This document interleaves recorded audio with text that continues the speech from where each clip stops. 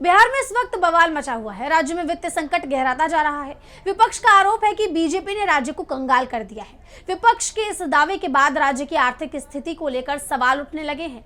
बिहार में नेता प्रतिपक्ष तेजस्वी यादव ने राज्य की डबल इंजन सरकार के खिलाफ मोर्चा खोल दिया है। तो क्या कुछ कहा है तेजस्वी ने और क्या है पूरी खबर, जानेंगे इस रिपोर्ट में। बिहार में बीजेपी का सीएम बने भी ज्यादा वक्त भी नहीं हुआ और वो गंभीर सवालों के घेरे में आ गए।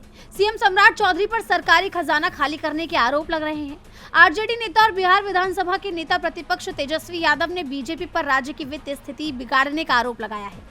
उन्होंने दावा किया कि बिहार में पेंशन देने तक के लिए सरकार के पास पैसा नहीं बचा और सरकार को आकस्मिक निधि से 3662 करोड़ रुपए निकालने पड़ रहे हैं। उन्होंने आरोप लगाया कि एनडीए की दिवालिया राजनीति के कारण प्रदेश की बिगड़ चुकी वित्तीय स्थिति, घटता राजस्व और खोखली नीतियों के कारण बिहार कंगाल होने के कगार पर है।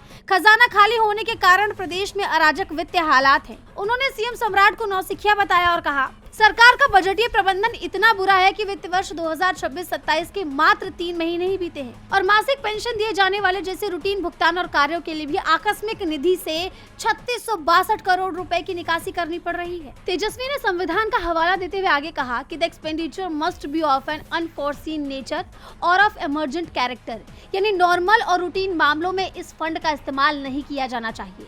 राज्य में अचानक आए किसी संकट से निपटने के लिए राज्यपाल इस निधि से अग्रिम राशि को मंजूरी दे सकते हैं। उन्होंने सवाल किया कि क्या पेंशन कोई आकस्मिक खर्च है? पेंशन धारक और हमारे सम्मानित बुजुर्ग और माता बहनें आपदा नहीं हो सकते जिनके लिए आपको आपदा राशि से भुगतान करना पड़े। आखिर ऐसी नौबत क्यों आई कि रूटीन भुगतान के लिए नियमित बजटीय व्यवस्था की बजाय आकस्मिकता निधि का सहारा लेना पड़ रहा है?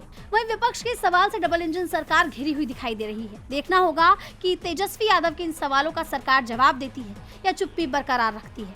डीबी लाइव की रिपोर्ट।